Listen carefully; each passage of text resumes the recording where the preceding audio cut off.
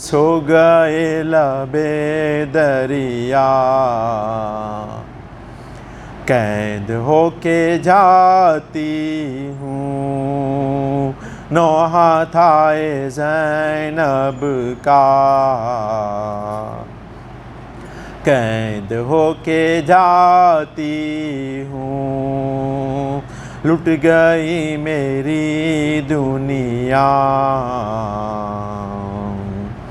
قید ہو کے جاتی ہوں۔ اون جعفر و عباس کر گئے مجھے بے آس، اون جعفر و عباس کر گئے مجھے بے آس، کس سے اب کروں شکوہ، قید ہو کے جاتی ہوں، نوحہ تھائے زینب کا، قید ہو کے جاتی ہوں، لٹ گئی میری دنیا، قید ہو کے جاتی ہوں۔ قتل ہو گیا دولہا، ڈوبا خون پہ صحرا، قتل ہو گیا دولہا، ڈوبا خون پہ صحرا، بیوہ ہو گئی کبریٰ، قید ہو کے جاتی ہوں، نوحہ تھائے زینب کا، قید ہو کے جاتی ہوں، لٹ گئی میری دنیا، قید ہو کے جاتی ہوں۔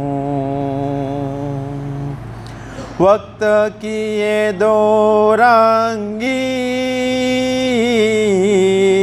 مانگ بھرتے ہی اجڑی،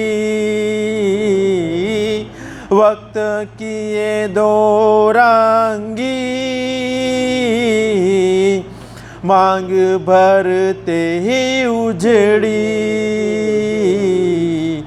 ہو گئی دلہن بیوہ،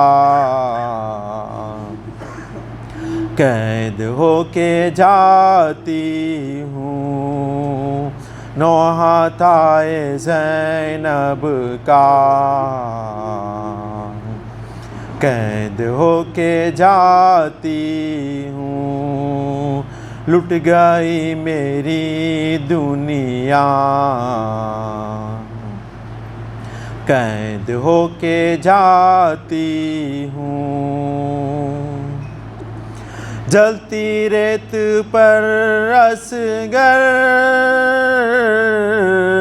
نیند آئے گی کیوں کر، جلتی ریت پر اصغر نیند آئے گی کیوں کر، تپ رہا ہے بن سارا،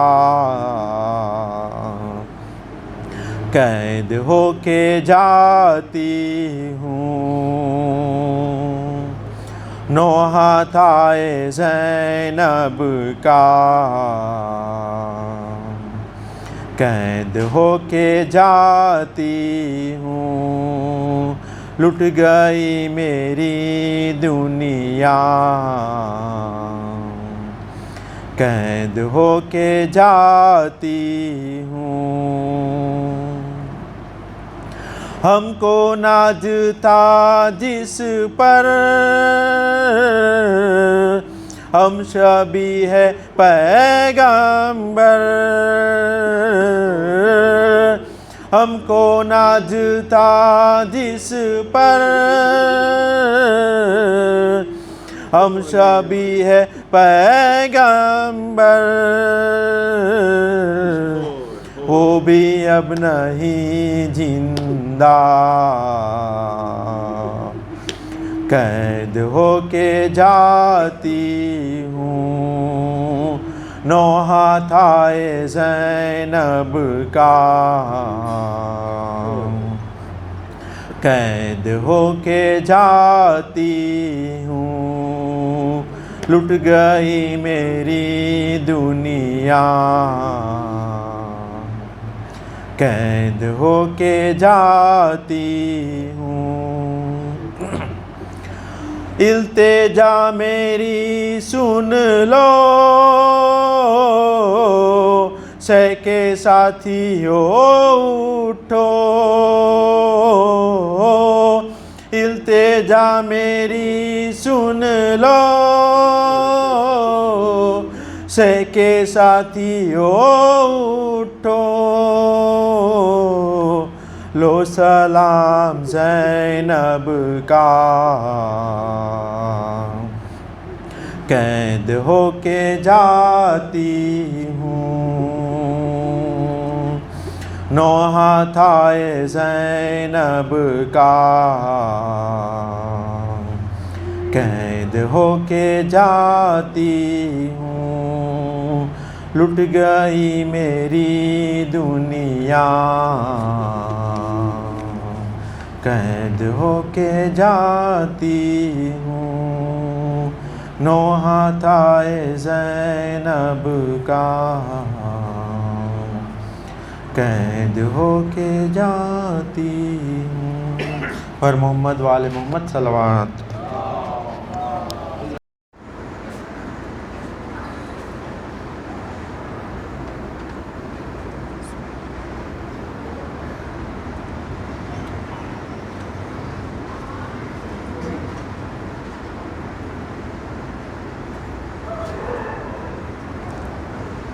لا حول ولا قوة إلا بالله العلي العظيم، أعوذ بالله من الشيطان اللعين الرجيم، بسم الله الرحمن الرحيم، الحمد لله رب العالمين، الصلاة والسلام على رسوله الكريم، سيدنا ونبينا وشفيع المذنبين أبي القاسم محمد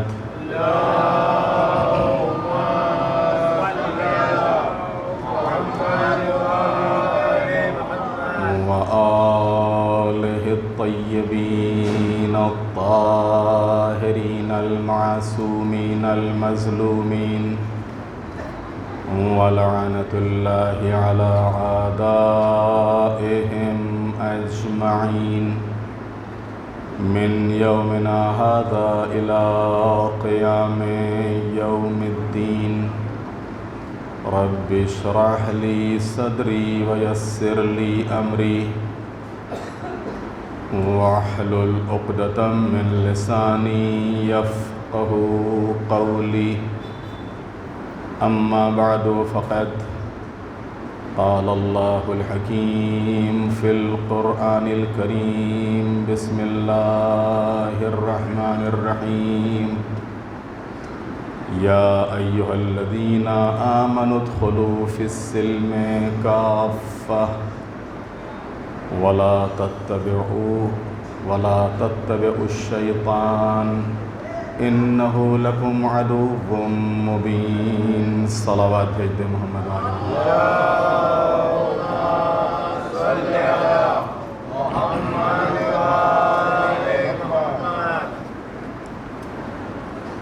ماہ مبارک رمضان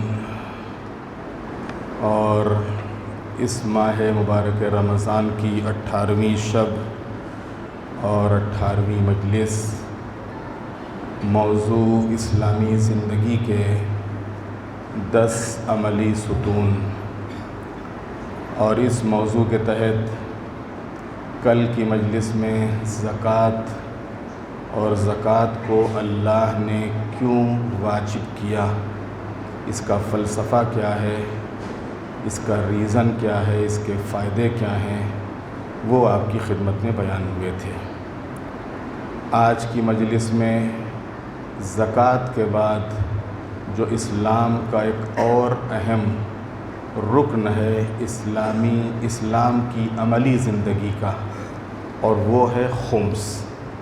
اور آج کی جو گفتگو ہے یہ خمس سے متعلق ہے۔ خمس کے واجب ہونے کے سلسلے میں اللہ نے کیا فرمایا ہے، خمس کے کیا فائدے ہیں، خمس کے کیا فلسفے ہیں۔ خمس اگر آپ قرآن مجید کے اوپر نگاہ کریں تو کسی بھی فریضے کے بیان میں اللہ نے وہ لہجہ اختیار نہیں کیا ہے جو خمس کے بارے میں اختیار کیا ہے۔ وَاعْلَمُوا کہہ کر خطاب کیا ہے، جان لو، ہوشیار ہو جاؤ، خبردار ہو جاؤ۔ یہ کلمہ قرآن مجید میں 27 مقامات پر آیا ہے، وَاعْلَمُوا، جہاں وَاعْلَمُوا کے ذریعے سے اللہ نے خطاب کیا ہے۔ لیکن جتنے بھی احکام اسلامی ہیں، ان تمام احکام اسلامی میں صرف خمس ایک ایسا عمل ہے کہ اس خمس کو واجب کرنے کے لیے اللہ نے اس وَاعْلَمُوا سے خطاب کیا ہے۔ اور یہاں کے اوپر جب ارشاد ہوا تو پروردگار عالم نے وَاعْلَمُوا أَنَّمَا غَنِمْتُم مِّن شَيْءٍ فَأَنَّ لِلَّهِ خُمُسَهُ وَلِلرَّسُولِ وَلِذِي الْقُرْبَى وَالْيَتَامَى وَالْمَسَاكِينِ وَابْنِ السَّبِيلِ إِن كُنتُمْ آمَنتُم وَمَا أَنزَلْنَا عَلَىٰ عَبْدِنَا يَوْمَ الْفُرْقَانِ يَوْمَ التَّقَى الْجَمْعَانِ۔ اور یہ جان لو کہ تمہیں جن چیزوں سے بھی فائدہ حاصل ہو اس کا 5واں حصہ رسول کے قرابت دار، یتیم، مسکین، جو غربت زدہ مسافر ہوں ان کے لیے ہے۔ اگر تمہارا ایمان اللہ پر ہے اور اس نصرت پر ہے جو ہم نے اپنے بندے پر حق اور باطل کے فیصلے کے دن جب 2 جماعتیں آپس میں ٹکرا رہی تھیں نازل کی تھیں، یعنی اللہ نے اس خمس کو واجب کرتے وقت جنگ بدر کا حوالہ دیا ہے کہ اگر تم کو ہماری مدد پر یقین ہے، اگر تم کو ہماری نصرت پر یقین ہے تو تم خمس دو، ویسے ہی کہ جیسے میں نے 2 گروہوں کے درمیان جب جنگ ہو رہی تھی اور میں نے ان کی مدد کی تھی۔ کب؟ جنگ بدر میں، کہ جہاں مقابل میں جو افراد تھے ان کے پاس سب کچھ تھا، اسباب بھی تھے، حالات بھی تھے، اسباب بھی تھے، لیکن لشکر اسلام کے پاس نہ اسباب تھے، نہ حالات تھے، نہ افراد تھے۔ اس کے باوجود اللہ نے اس لشکر کو، جو لشکر اسلام تھا، اس کو لشکر کفر کے اوپر غلبہ عطا کیا۔ اللہ اسی جنگ کا حوالہ دے رہا ہے، اسی مدد کا حوالہ دے رہا ہے، اسی نصرت کا حوالہ دے رہا ہے۔ کب؟ جب خمس کو واجب کر رہا ہے کہ تم اگر تمہاری جیب سے، تمہارے پاس سے کچھ اگر خرچ ہو رہا ہے، جا رہا ہے، تو یہ اس کو مت تصور کرنا کہ تمہارا مال کم ہو جائے گا یا اس میں کوئی تمہارا نقصان ہو جائے گا یا گھاٹا ہو جائے گا، بلکہ تم اللہ کی مدد پر یقین رکھو، اللہ کی مدد پر یقین رکھو۔ کیسے؟ جیسے ہم نے جنگ بدر میں مدد کی تھی، اگر خمس کے پابند ہوگے تو ویسے ہی میں تمہاری مدد کروں گا۔ ایک صلوات بھیج دے محمد والے محمد۔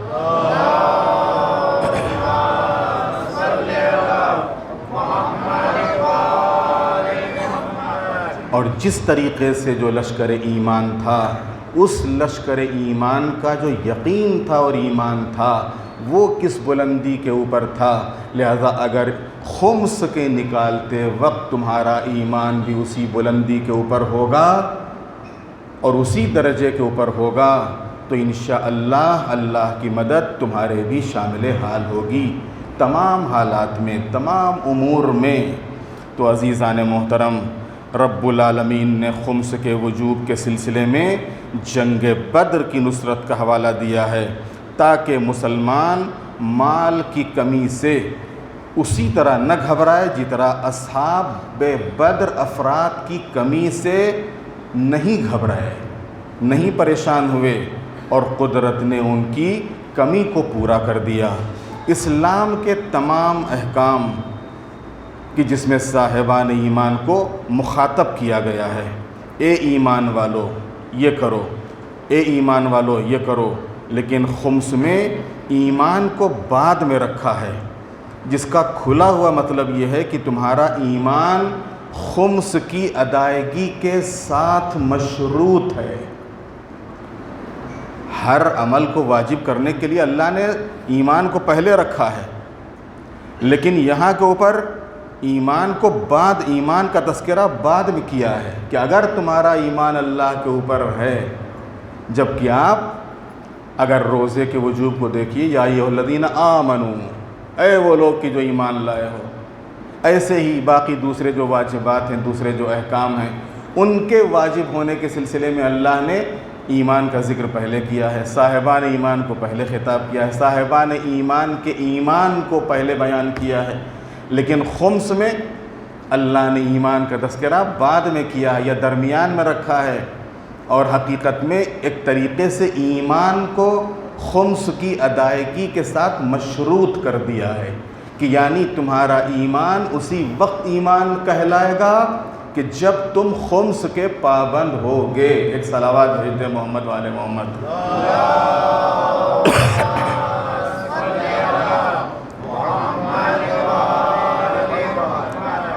اب یہ جو خمس کا تعلق ہے، تو خمس کا تعلق کبھی کبھی جو لوگ صرف قرآن مجید کے ترجمے کو دیکھتے ہیں اور ترجمے کو دیکھنے کے بعد یا خود لفظ جو آیت میں استعمال ہوا ہے اس لفظ کے اوپر کو لے کے کبھی کبھی یہ سوال، یہ کوشچن مارک لگا دیتے ہیں کہ وہاں کے اوپر تو مال غنیمت کا ذکر ہوا ہے، یہ باقی آمدنی کہاں سے آ گئی اور باقی چیزوں کے اوپر کہاں سے واجب ہو گیا.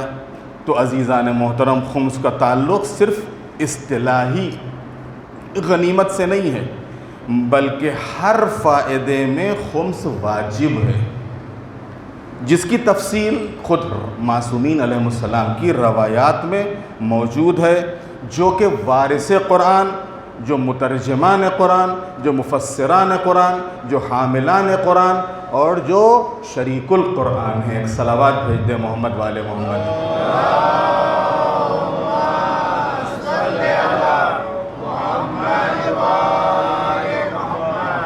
اگر غنیمت کا تعلق یہاں کے اوپر صرف مال غنیمت سے ہوتا تو معصومین کے دور میں، معصومین کے زمانے میں آپ روایتیں اٹھا کر دیکھ لیجئے، حدیثیں اٹھا کر دیکھ لیجئے، تاریخ کا مطالعہ کر لیجئے کہ جو اماموں کے دور میں امام کے شیعہ تھے وہ امام کی خدمت میں آتے تھے اور وہ رقومات لے کے آ کے امام کی خدمت میں پیش کرتے تھے، یا جو امام کے نائبین تھے ان کی خدمت میں لے جا کے وہ رقم پیش کرتے تھے، اور وہ نائبین یا تو امام کی اجازت سے جہاں پر ہوتے تھے وہاں کے اوپر صرف کرتے تھے، یا پھر وہ رقم لا کے امام کی خدمت میں پیش کر دیتے تھے.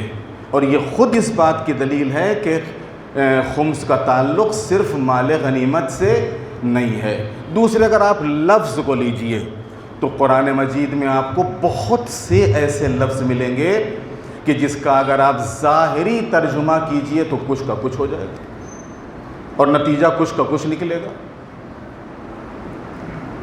عربی زبان بڑی وسیع زبان ہے، بہت پھیلی ہوئی زبان ہے، جس میں ایک ایک لفظ کے 70 معنی ہوتے ہیں، اور اس میں اس لفظ کا معنی کہاں کے اوپر استعمال ہوا جب تک کہ معصومین علیہ السلام کی روایات ہماری نظروں میں نہ ہوں، ہم صحیح طور پر قرآن مجید کے معنی اور مفہوم سے واقف نہیں ہو سکتے ہیں۔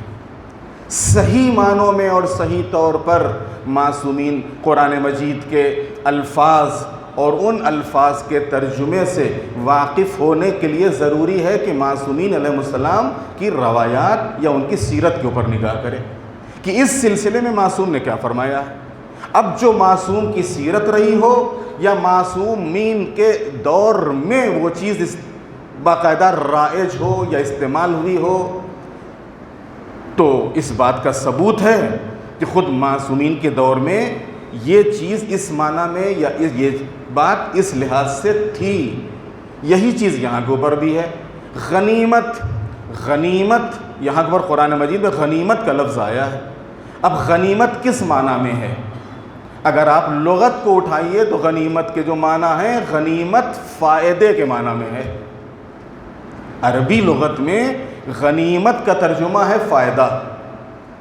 اب یہاں کے اوپر اللہ کہہ رہا ہے غنیمتم، جو بھی تم کو غنیمت ملے۔ اب مسلمان کیا سمجھے کہ اس سے مراد تو مال غنیمت ہے، لہذا ہمارے اوپر خمس واجب ہی نہیں، یہ تو دور رسول میں تھا، لہذا انہوں نے خمس دینا ہی بند کر دیا، خمس نکالنا ہی چھوڑ دیا کہ یہ تو دور رسول میں تھا اور دور رسول اب ہے نہیں، دور رسول میں یہ تھا۔ لیکن یہاں کے اوپر غنیمت سے مراد وہ مال غنیمت نہیں، غنیمت یعنی فائدہ۔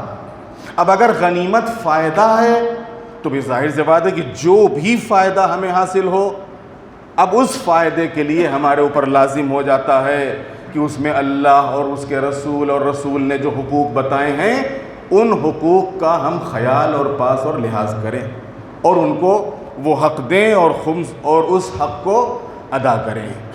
تو عزیزان محترم، خمس خود ائمہ علیہ السلام کے زمانے میں اماموں میں سے اور امام کی غیبت کے بعد ان 1250 سالوں میں ان علماء میں سے کسی نے بھی خمس کے واجب ہونے سے انکار نہیں کیا ہے۔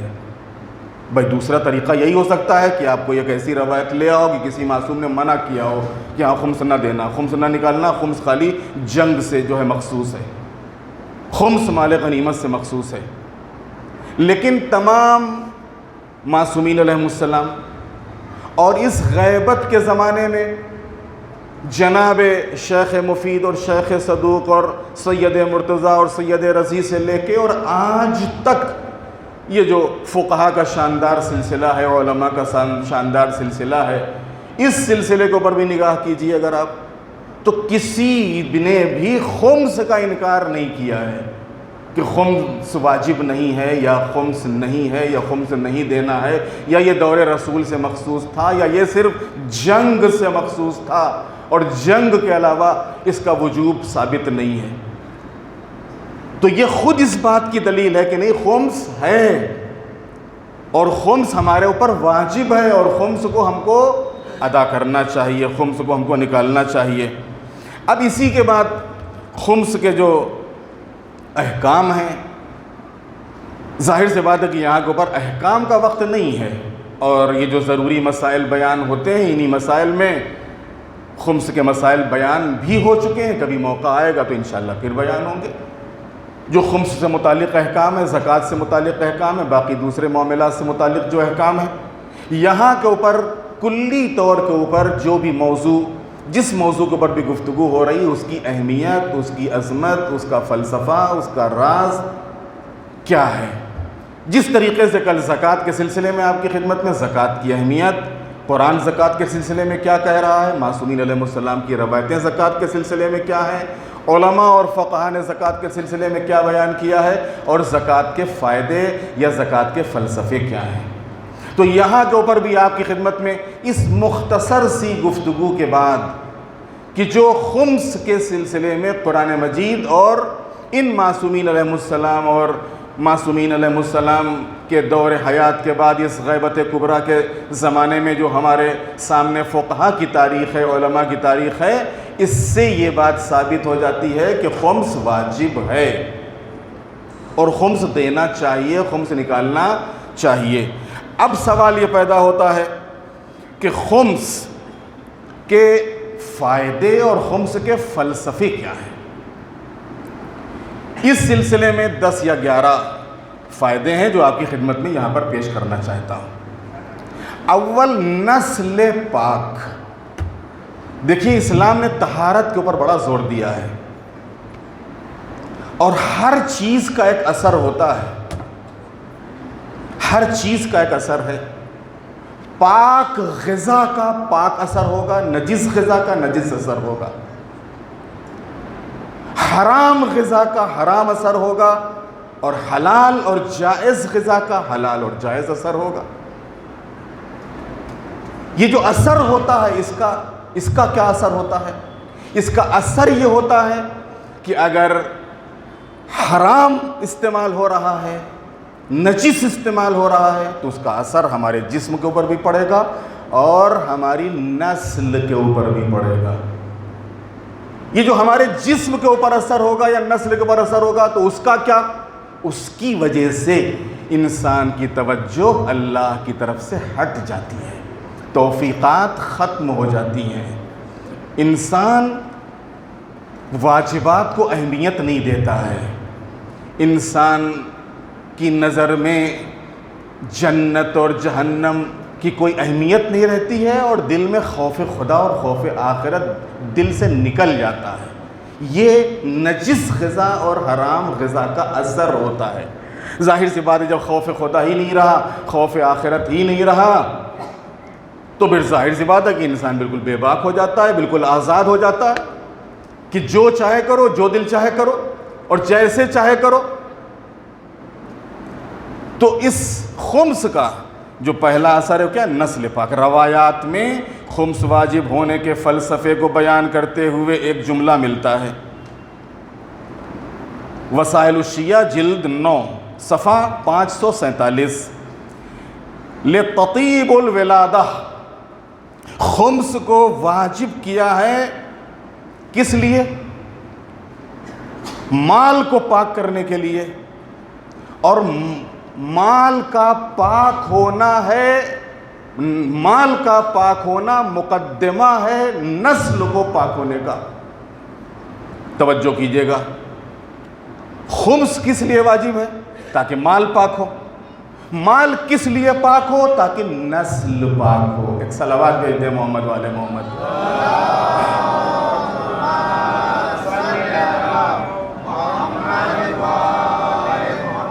دوسرا جو فلسفہ اور دوسرا جو فائدہ خمس کا بیان ہوا، تقویت دین، دین کو تقویت دینا۔ تقویت کا مطلب قوت دینا، اس کو مضبوطی عطا کرنا۔ ہمارے 8ویں امام حضرت امام علی رضا علیہ السلام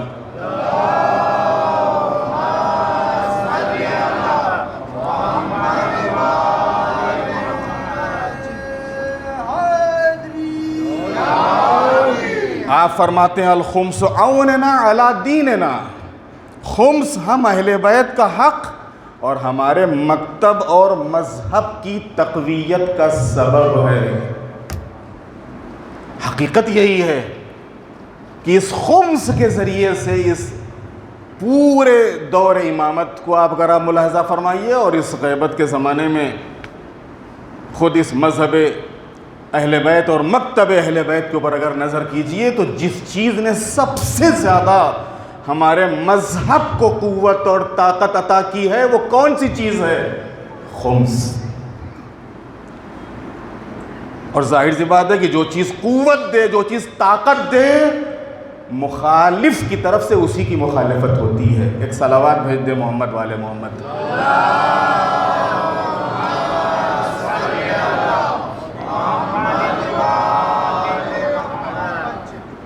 مکتب اہل بیت، مذہب اہل بیت، جہاں دیکھیں خمس کے 2 حصے ہوتے ہیں، ایک سہم امام ہوتا ہے، ایک سہم سادات ہوتا ہے۔ میں نے عرض کیا کہ اگرچہ احکام کی گفتگو کی گنجائش یہاں کے اوپر نہیں ہے، لیکن صرف اس بیان کے ذیل میں تھوڑا سا عرض کر دوں کہ کیسے تقویت ملتی ہے مکتب اہل بیت کو، مذہب اہل بیت کو۔ آج دنیا میں کتنی مسجدیں ہوں گی شیعوں کی؟ کتنے مکتب ہوں گے شیعوں کے، کتنے مذہبی سینٹر اور علمی مراکز ہوں گے شیعوں کے، کچھ ہے آپ کو اندازہ؟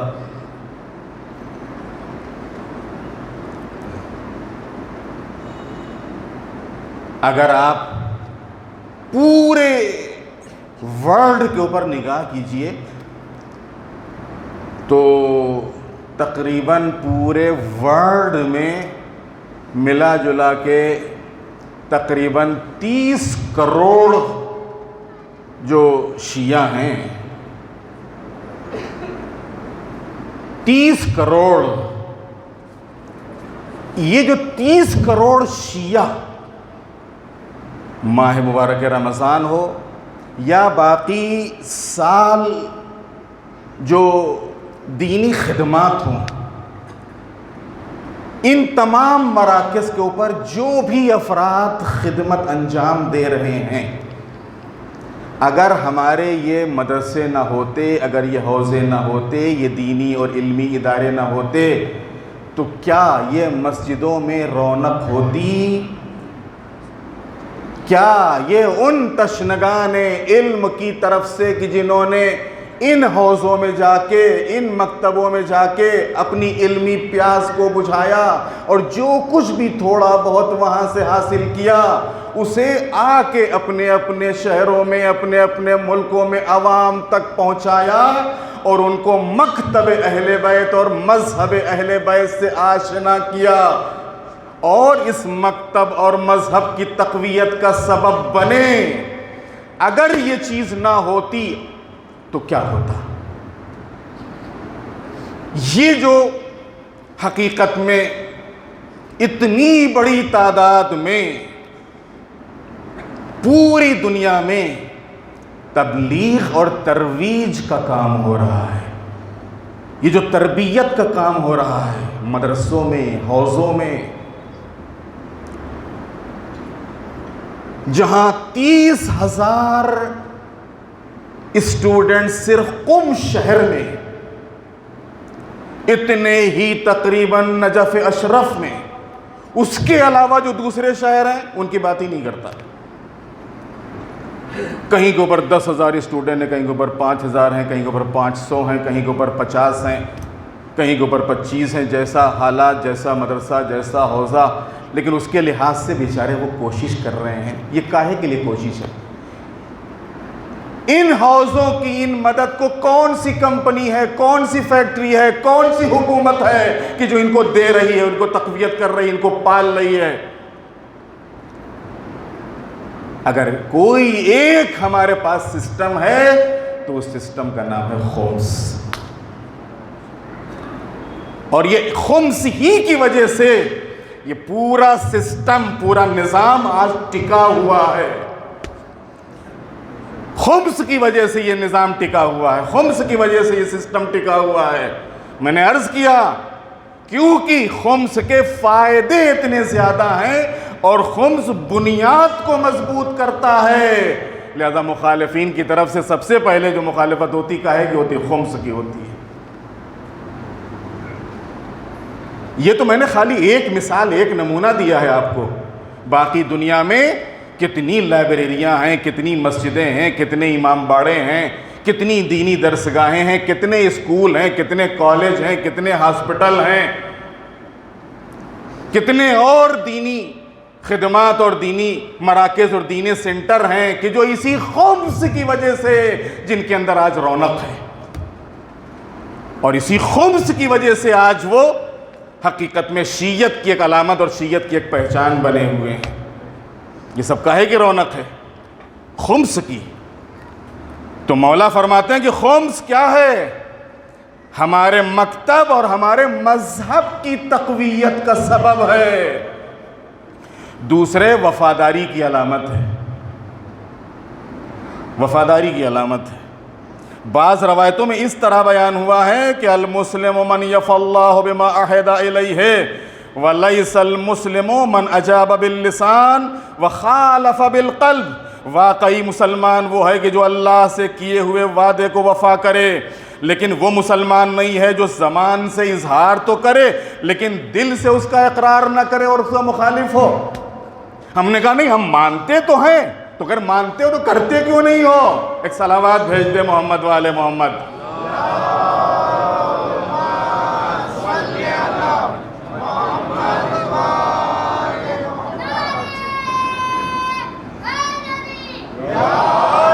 چوتھا جو فائدہ اور اس کا فلسفہ ہے وہ ہے دوستوں کی مدد، اور اس سلسلے میں بھی امام فرماتے ہیں الخمس عوننا علی عیالتنا، اور پھر اسی سے ملتی جلتی اور اسی حدیث میں آگے ہے وعوننا علی موالینا۔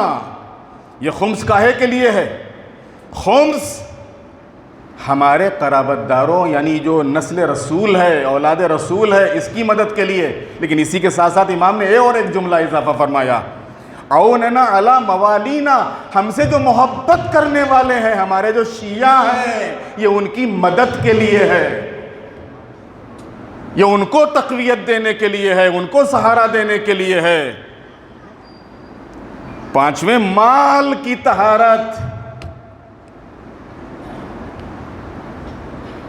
معصوم فرماتے ہیں کہ مجھے تمہارے 1 درہم کی ضرورت نہیں ہے۔ ظاہر سی بات ہے، معصوم آج تک یہی تو ہمارا امتیاز رہا ہے کہ انہوں نے ہمیشہ دیا ہے، کسی کے سامنے ہاتھ نہیں پھیلایا ہے، کسی کے سامنے بھی ہاتھ نہیں پھیلایا ہے، ہمیشہ دیا ہے۔ مجھے تمہارے درہم کی تمہارے مال میں سے 1 درہم کی بھی ضرورت نہیں، مگر وہ صرف تمہاری طہارت کے لیے۔ ما ارید بذالک الا ان تطہروا، ہم کو تمہارا یہ مال نہیں چاہیے، یہ جو مال تم میں سے تم کچھ نکال رہے ہو، لا کے مجھے دے رہے ہو، تو یہ صرف اس وجہ سے ہے کہ تاکہ تمہارا مال پاک ہو جائے، اور یہ مال تمہارا دیا ہوا اسی اللہ کی راہ میں اور اسی مذہب اور اسی دین کی تقویت میں اور اس کی خدمت میں صرف ہو جائے۔ چھٹے، دشمنوں اور مخالفوں کے سامنے اپنی عزت اور آبرو کو محفوظ رکھنا۔ کتنا غلط لگے گا، کتنا برا لگے گا ہم کو کہ اگر ہمارا کوئی ایک شیعہ جا کے کسی غیر شیعہ کے سامنے ہاتھ پھیلائے، کتنا خراب لگے گا۔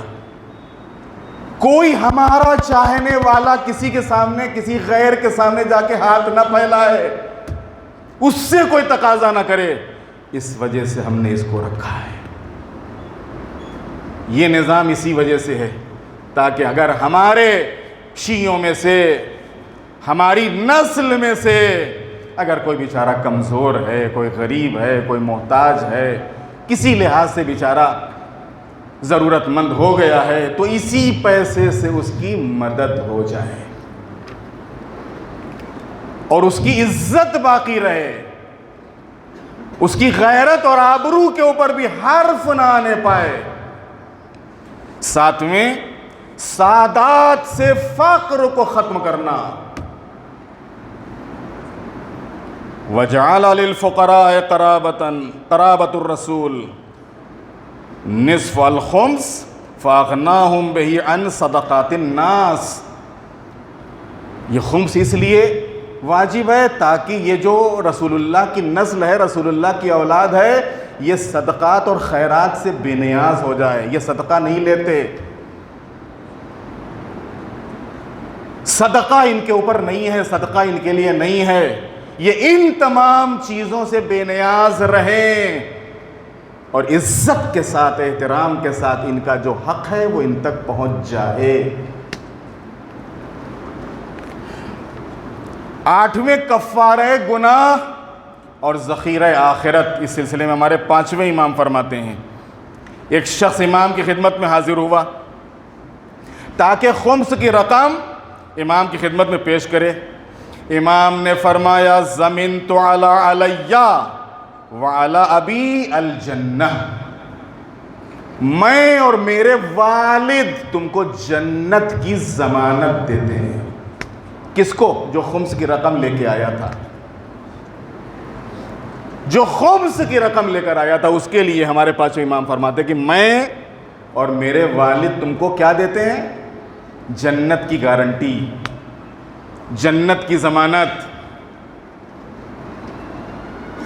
خمس رزق کی چابی ہے، اگر تم کو رزق کھولنا ہے خمس دو، کھل جائے گا رزق۔ رزق کی چابی ہے۔ فَإِنَّ إِخْرَاجَهُ مِفْتَاحُ رِزْقِكُمْ۔ یہ کیا ہے؟ یہ رزق کی چابی ہے، اس سے رزق کھلتا ہے، رزق کے دروازے کھلتے ہیں۔ جو رزق حاصل ہوتا ہے اس میں برکت ہوتی ہے، جو رزق انسان حاصل کرنے کی کوشش کرتا ہے اس میں اضافہ ہوتا ہے۔ 10ویں حساب کتاب کا منظم ہونا، خمس کا پابند ہونا اس بات کی دلیل ہے کہ یہ انسان منظم ہے، سسٹمیٹک ہے، ویوستھت ہے، اس کو اپنا حساب کتاب معلوم ہے، کتنا آیا ہے، کتنا گیا ہے، کتنا بچا ہے، اس کو پتا ہے، تبھی تو یہ خمس کا حساب کر رہا ہے۔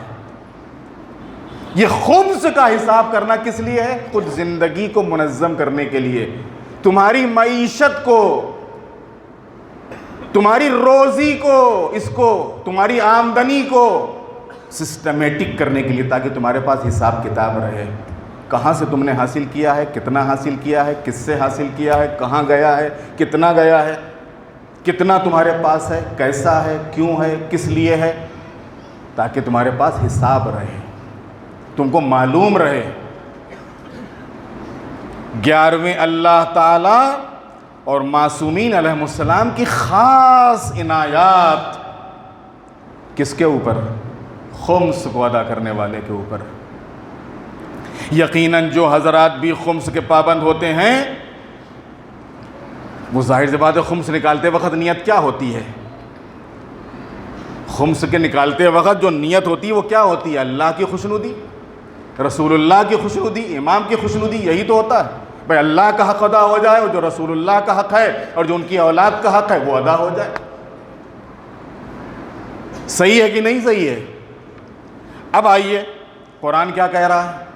آپ نے خمس نکالا، خمس کے ذریعے سے کس کو یاد کیا؟ آپ نے اللہ کو یاد کیا۔ خمس نکالا، خمس نکالنے کے ذریعے کس کو یاد کیا؟ رسول کو اور امام کو یاد کیا۔ قرآن کیا کہہ رہا ہے؟ فَاذْكُرُونِي أَذْكُرْكُمْ، تم مجھے یاد کرو میں تم کو یاد کروں گا۔ آپ نے کچھ دیا، اگر انسان نیکی کرتا ہے تو نیکی کس کے لیے کرتا ہے؟ نیکی ظاہر سی بات ہے کہ نیکی اپنے لیے کرتا ہے، اگرچہ نیکی دوسرے کے ساتھ ہوتی ہے لیکن اس کا فائدہ کس کو ملتا ہے؟ نیکی کرنے والے کو۔ ان احسنتم احسنتم لانفسکم، نیکی کی تم نے، نیکی کس کے لیے کی؟ نیکی کر تو رہے ہو دوسرے کے لیے۔ اگر انسان ایک والد کے خدمت کر رہا ہے، والدین کے ساتھ احسان کر رہا ہے، والدین کے ساتھ نیکی کر رہا ہے، اگرچہ یہ والدین کے ساتھ نیکی ہے لیکن اس نیکی کا ثواب کس کو مل رہا ہے؟ پلٹ کے بندے ہی کو تو مل رہا ہے، نیکی کرنے والے ہی کو تو مل رہا ہے۔ اسی طریقے سے خمس، جب کوئی تحفہ دیتا ہے، گفٹ دیتا ہے تو کیا ہوتا ہے؟ اللہ کیا کہہ رہا ہے قرآن مجید میں؟ اذا حییتم بتحیۃ فحیوا باحسن منہا، جب بھی تم کو کوئی کچھ دے، کوئی تحفہ دے، کوئی گفٹ دے، تو تم اس سے بہتر اس کو واپس کرو۔ اب ظاہر سی بات ہے عزیزان محترم، یہ جب اللہ عام بندوں کو حکم دے رہا ہے تو اگر اللہ کو کوئی دے تو اللہ اس کو کیا دے گا؟ کیا اس سے بہتر نہیں دے گا؟ کیا اس کے ڈبل نہیں دے گا؟ کیا اس سے بہتر اس کے ڈبل نہیں دے گا اللہ؟ قرآن مجید میں کیا ہو رہا ہے؟ بھائی اس خمس کے ذریعے سے آپ نے کس کی مدد کی؟ اللہ کی مدد کی ہے۔ ان تنصر اللہ ینصرکم، ظاہر سی بات ہے یہ مدرسوں کی مدد نہیں ہے، یہ مسجدوں کی مدد نہیں ہے، یہ غریبوں کی مدد نہیں ہے، کس کی مدد ہے؟ اللہ کی مدد ہے۔ ان تنصر اللہ ینصرکم، اگر تم اللہ کی نصرت کرو گے اللہ تمہاری مدد کرے گا۔ اور تم کو ثابت قدم بنا دے گا۔ اسی طریقے سے قرآن مجید میں کیا ارشاد ہوا؟ ان اللہ یحب المحسنین، اللہ نیکی کرنے والے کو دوست رکھتا ہے۔ آپ نے خمس نکالا، کتنی بڑی نیکی کی، اور اس نیکی کے ذریعے سے کتنے لوگوں کو آپ نے فائدہ پہنچایا۔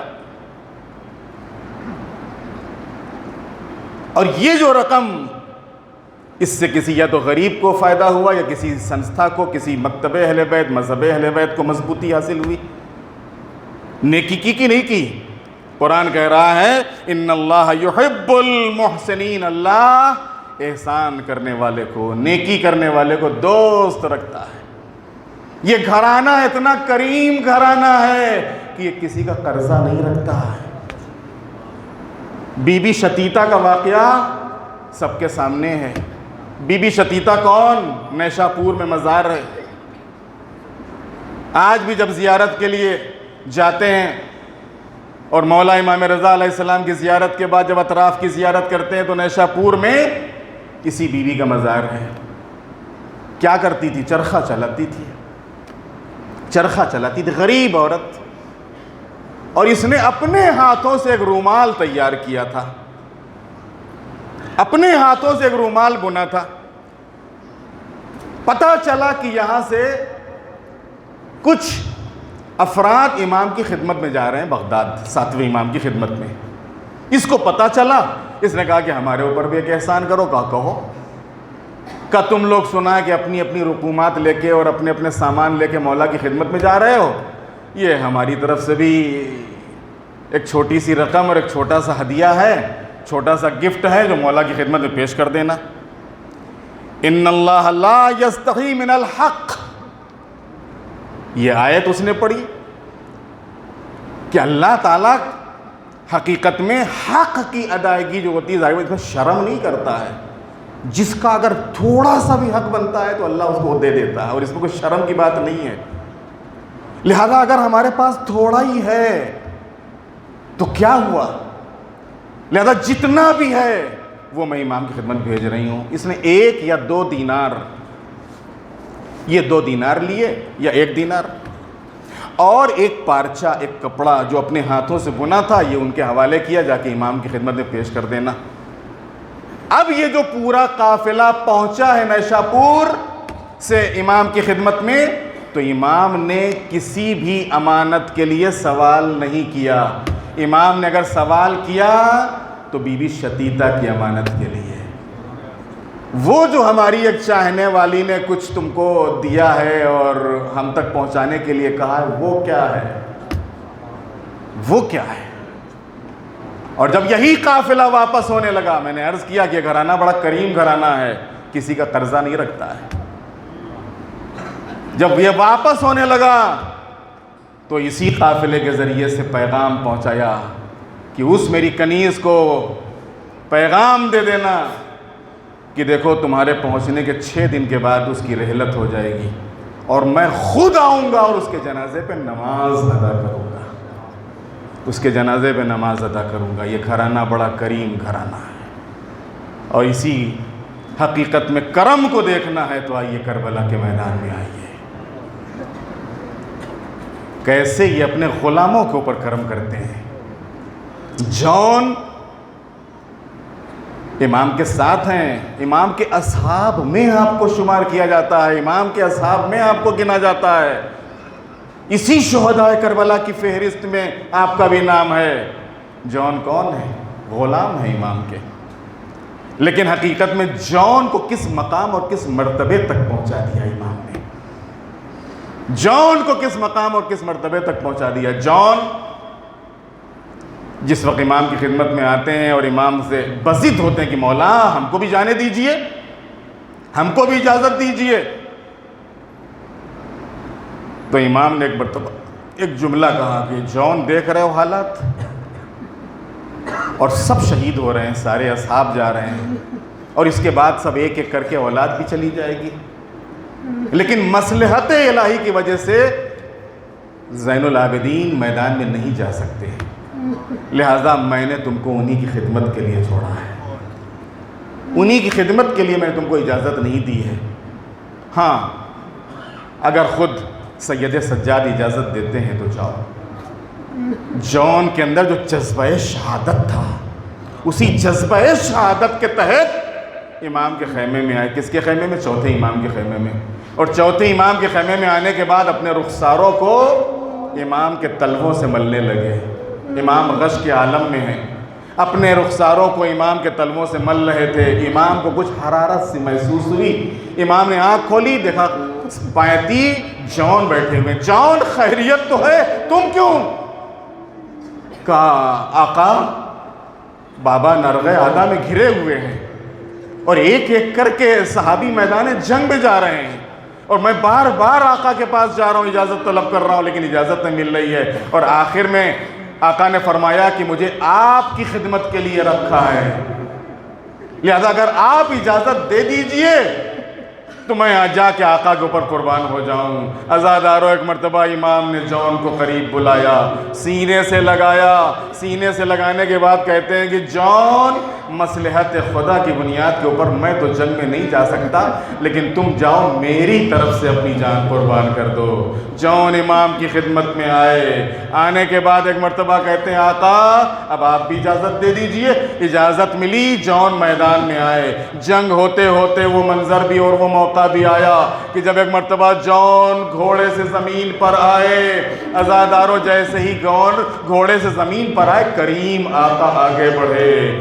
آگے بڑھنے کے بعد اب جو دیکھا تو جون زمین کے اوپر پڑے ہوئے ہیں۔ امام نے آگے بڑھ کے جون کے سر کو اٹھایا، اپنے زانوں پر رکھ لیا۔ اللہ اللہ، یہی تو اس گھرانے کا کمال ہے کہ کہاں غلام اور کہاں آقا، آقا کا زانو اور غلام کا سر۔ عزادارو، ایک مرتبہ جیسی ابھی کچھ رمق باقی تھی، جیسے ہی آنکھ کھلی دیکھا کہ زانو کے اوپر، امام کے زانو کے اوپر سر ہے۔ چاہا کہ آہستہ سے اپنے سر کو ہٹا لے کہ کہاں آقا کا زانو، کہاں غلاموں کا سر۔ امام نے منع کیا کہ جون کیا کر رہے ہو؟ جون، تم نے میرے اوپر اپنی جان کو قربان کر دیا۔ جون، تم کو ایک شکوہ تھا کہ تم کو اس لیے میدان میں نہیں جانے دیا جا رہا ہے کہ تمہارا رنگ سیاہ ہے، تمہارے پسینے میں بو آتی ہے۔ یہ میری دعا ہے، اللہ تمہارے خون میں خوشبو پیدا کرے گا۔ یہی وجہ ہے کہ جب 12 محرم کو چوتھے امام باعجاز تشریف لائے ہیں، زمین کربلا میں ایک میت ایسی پڑی ہوئی تھی کہ بنی اسد کے جوان آ کے کہتے ہیں آقا ایک لاشا اس کو گوشے میں بھی ہے، لیکن اس سے ایسی خوشبو آ رہی ہے کہ پورا میدان کربلا مہکا ہوا ہے۔ امام نے فرمایا ارے یہ کوئی اور نہیں، یہ میرے بابا کا غلام جون، اس کو شکوہ تھا، چلتے وقت میرے بابا نے اس کو دعا دی تھی۔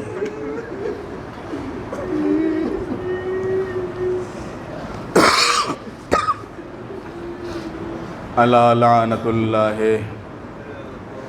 علی القوم الظالمین، سیعلم الذین ظلموا ای منقلب ینقلبون۔ بسم اللہ الرحمن الرحیم۔ ان اللہ وملائکتہ یصلون علی النبی یا ایہا الذین آمنوا صلوا علیہ وسلموا تسلیما۔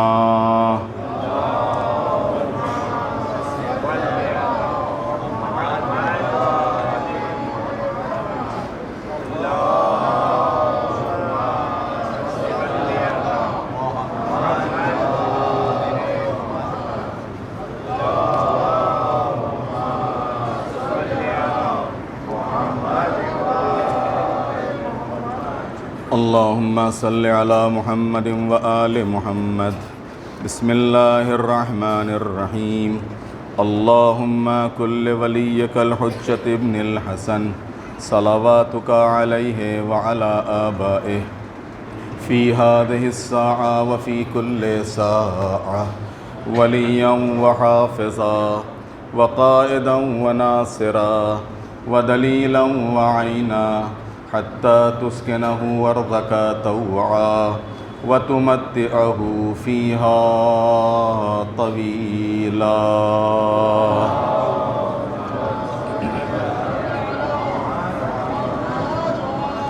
اللهم صل على محمد وآل محمد. بسم الله الرحمن الرحيم. اللهم صل على محمد وآل محمد. اللهم إني أفتتح الثناء بحمدك وأنت مسدد للثواب بمنك، وأيقنت أنك أنت أرحم الراحمين في موضع العفو والرحمة، وأشد المعاقبين في موضع النكال والنقمة، وأعظم المتجبرين في موضع الكبرياء والعظمة. اللهم أذنت لي في دعائك ومسألتك، فاسمع يا سميع مدحتي، وأجب يا رحيم دعوتي، وعقل يا غفور عسرتي. فكم يا إلهي من كربة قد فرجتها، وهموم قد كشفتها، وعسرة قد أقلتها، ورحمة قد نشرتها، وحلقة بلاء قد فككتها. الحمد لله الذي لم يتخذ صاحبة ولا ولدا، ولم يكن له شريك في الملك، ولم يكن له ولي من الذل، وكبره تكبيرا.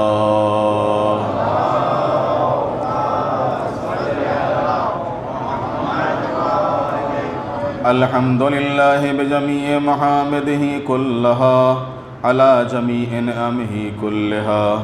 الحمد لله الذي لا مضاد له في ملكه. الحمد لله الذي لا مضاد له في ملكه، ولا منازع له في أمره.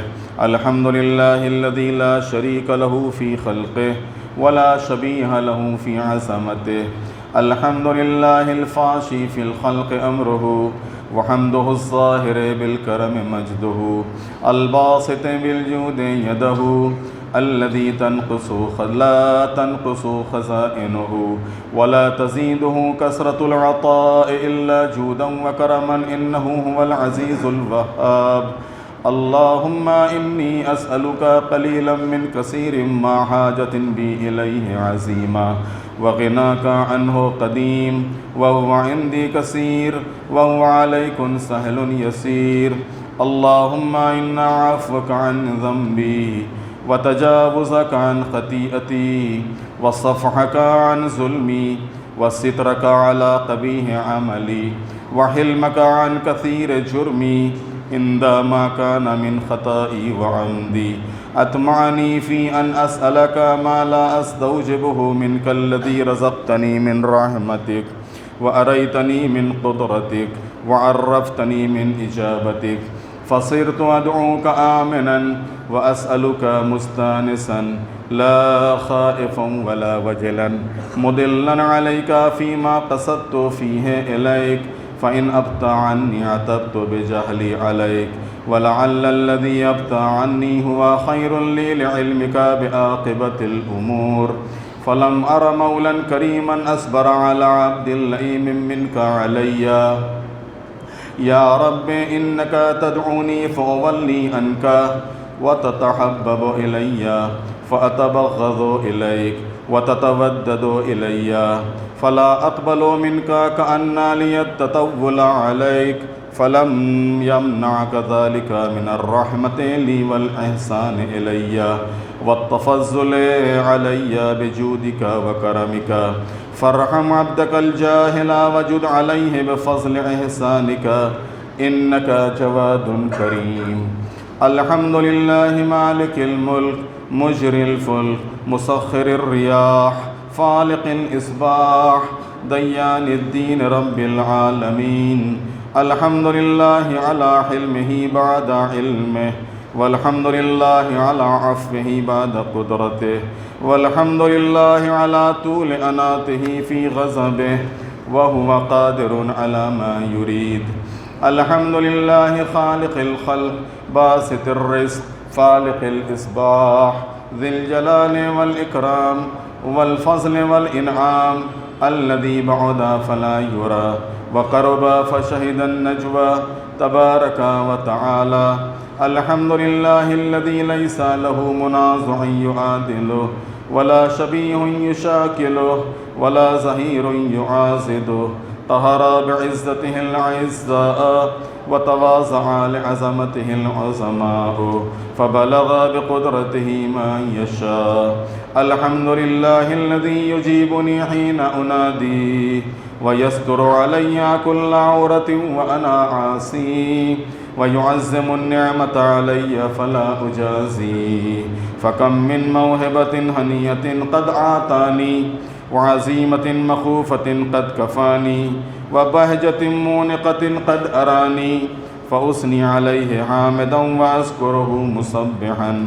الحمد لله الذي لا يهتك حجابه ولا يغلق بابه ولا يرد سائله ولا يخيب آمله. الحمد لله الذي يؤمن الخائفين وينجي الصالحين ويرفع المستضعفين ويزع المستكبرين ويهلك ملوكا ويستخلف آخرين.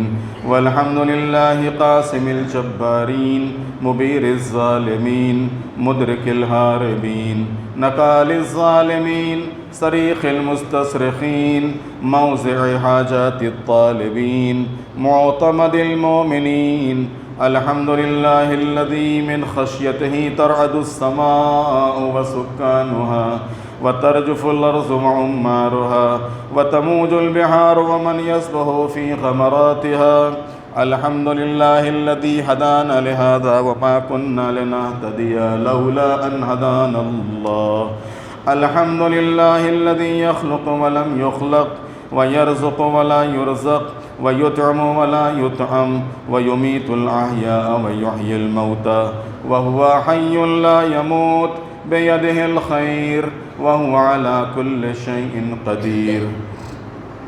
اللهم صل على محمد عبدك ورسولك وأمينك وصفيك وحبيبك وخيرتك من خلقك وحافظ سرك ومبلغ رسالاتك أفضل وأحسن وأجمل وأكمل وأزكى وأنمى وأطيب وأطهر وأسنى وأكثر ما صليت وباركت وترحمت وتحننت وسلمت على أحد من عبادك وأنبيائك ورسلك وصفوتك وأهل الكرامة عليك من خلقك.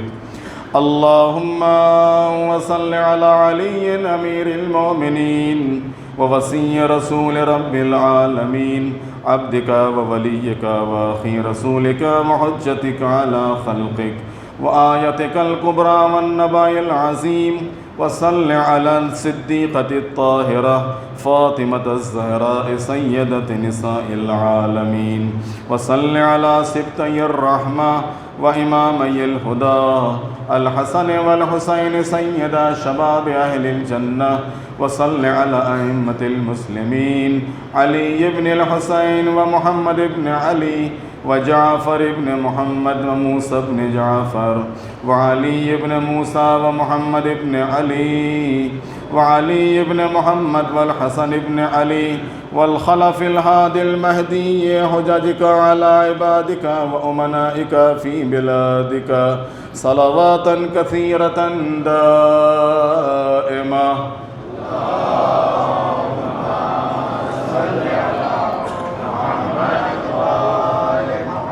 اللهم وصل على ولي أمرك القائم المؤمل والعدل المنتظر وحفه بملائكتك المقربين وأيده بروح القدس يا رب العالمين. اللهم اجعله الداعي إلى كتابك والقائم بدينك استخلف في الأرض كما استخلفت الذين من قبله مكن له دينه الذي ارتضيته له أبدله من بعد خوفه أمنا يعبدك لا يشرك بك شيئا. اللهم أعزه وعازز به وانصره وانتصر به وانصره نصرا عزيزا وافتح له فتحا يسيرا واجعل له من لدنك سلطانا نصيرا. اللهم أظهر به دينك وسنة نبيك حتى لا يستخفي بشيء من الحق مخافة أحد من الخلق. اللهم إنا نرغب إليك في دولة كريمة تعز بها الإسلام وأهله وتذل بها النفاق وأهله. وتجعلنا فيها من الدعاة إلى طاعتك والقادة إلى سبيلك وترزقنا بها كرامة الدنيا والآخرة. اللهم ما عرفتنا من الحق فحملنا وما قصرنا عنه وبلغنا. اللهم المم به شعاثنا واشعب به صدعنا وارتق به فتقنا وكسر به قلتنا وعازز به ذلتنا وأغن به عائلنا واقض به مغرمنا واجبر به فقرنا وسد به خلتنا ويسر به عسرنا وبيض به وجوهنا وفك به أسرنا وأنجح به طلبتنا وأنجز به مواعيدنا واستجب به دعوتنا وعاتنا به سؤلنا وبلغنا به من الدنيا والآخرة آمالنا وعاتنا به فوق رغبتنا. يا خير المسؤولين وأوسع المعطين اشف به صدورنا وأذهب به غيظ قلوبنا واهدنا به لما اختلف فيه من الحق بإذنك إنك تهدي من تشاء إلى صراط مستقيم. وانصرنا به على عدوك وعدونا إله الحق. آمين. اللهم إنا نشكو إليك فقد نبينا صلواتك عليه وآله وغيبة ولينا وكثرة عدونا وقلة عددنا وشدة الفتن بنا وتظاهر الزمان علينا.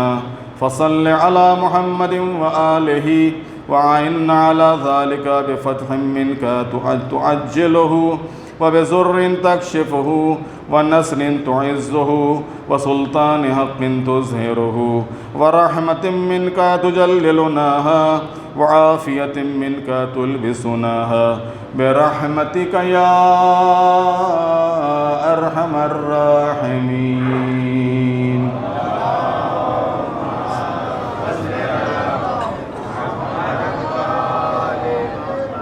ایک ضروری اعلان سماعت فرما لیں، اور وہ یہ کہ کل یعنی سنڈے کو شام 5:30 بجے سمست مسلم سماج کی طرف سے ایک جلسہ تعزیت شوک سبھا کا پروگرام یہاں مسجد کے سامنے رکھا گیا ہے، جس میں مسلمانوں کے تمام تنظیمیں اور ان کی جماعتوں کے افراد شریک ہوں گے.